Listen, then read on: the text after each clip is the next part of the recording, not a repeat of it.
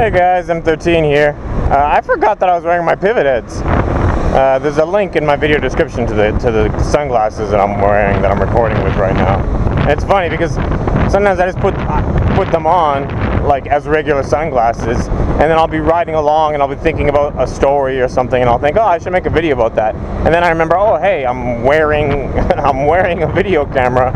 All I need to do is just reach up, push a button, and boom, I can make that video now.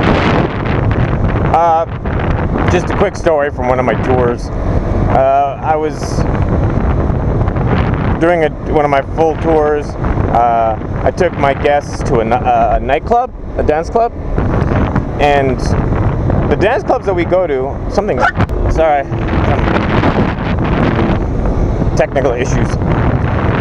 Yeah, the dance clubs that we went to is you pay to get in, and then everything's free. Like all the alcohol is free. It's like it's almost a $30 cover charge, which is pretty expensive, but all the alcohol is free. So that's, you just pay the cover charge, and that's all you pay for the rest of the night.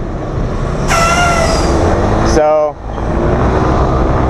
yeah. So anyways, some of my guests got a bit too drunk. I was drunk, but I was okay.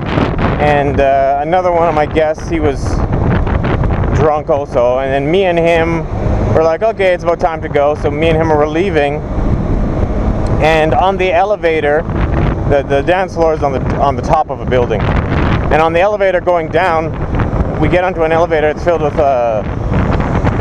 girls, like girls that are dressed for clubbing, and there's some guys with them, but not many guys. There's like 3 guys and maybe 6 girls. And the guys are very definitely gangsters, like mafia / gangsters, whatever. And the girls may or may not be prostitutes. Hard to tell, but they're definitely like KTV girls. Which KTV girls are kind of like geisha. They accompany you to go out and party, but you're not allowed to touch. They're just like, if you need a date for something, you call them up and you get an attractive girl that's dressed nice, but that's all that you get. And so they might have been KTV girls, they might have been prostitutes, they might have just been off-duty massage girls, I don't know. But and then they're with gangsters, so that makes it. Anyway, so we're drunk, and then we're talking to them, and then when they get off on a different floor in the same building, and they're like, yeah, come with us, and we're like, no. And then we're like, yeah, why don't we go with them? So we ended up going back up to the floor that they got off on, and we followed them, and they went to a KTV room, which is just like microphone and singing. You get a private room for KTV, so it was like 6 girls and 3 gangsters and me and my friend. And the only reason I thought of this story was because I thought how hospitable the gangsters were.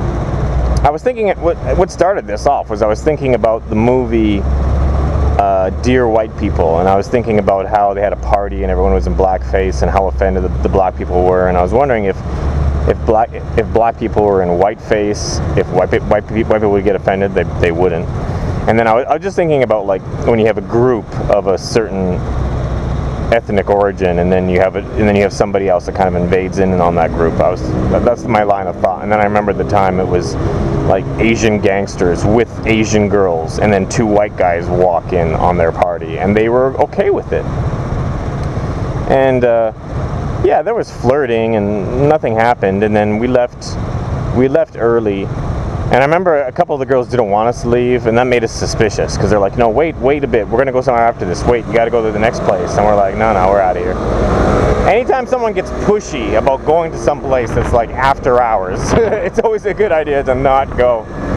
Speaking of which, totally separate story, back when I was in Canada, when I was like 18 years old, I picked up a girl at a dance club, and she was a bit older than me, maybe she was 20, 22, I was 18.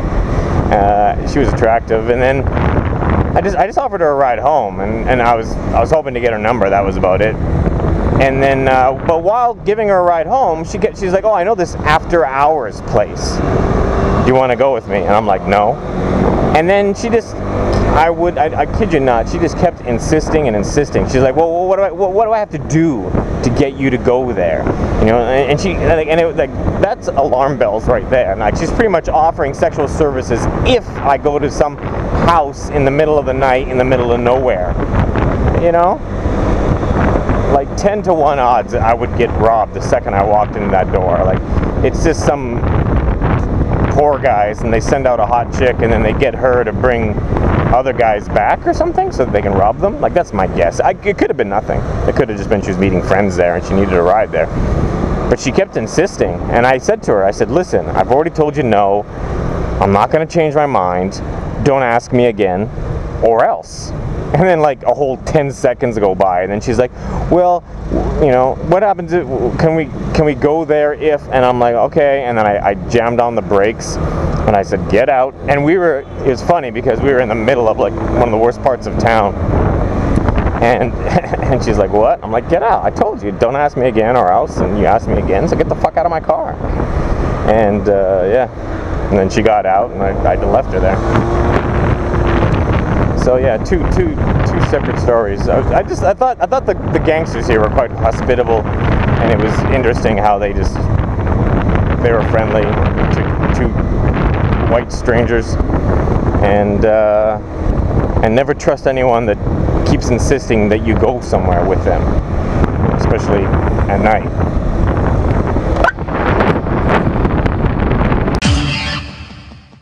You know, look to the right of me, there's guys crouched down. Just look to the left, guys crouched down. They're all around me. So it was and none of them expected me to be there. So they were all kind of like, no one even shot at me at first. And then I aim at them and I start shooting, and I didn't hit anyone because my was just misfiring. And I'm like, great. And then I got shot and I had to walk off. And it was like, I expected to go down, but I should have taken 3 or 4 people out with me. It would have been cool if I had. Like I got running right into the center of the and just started blowing them away.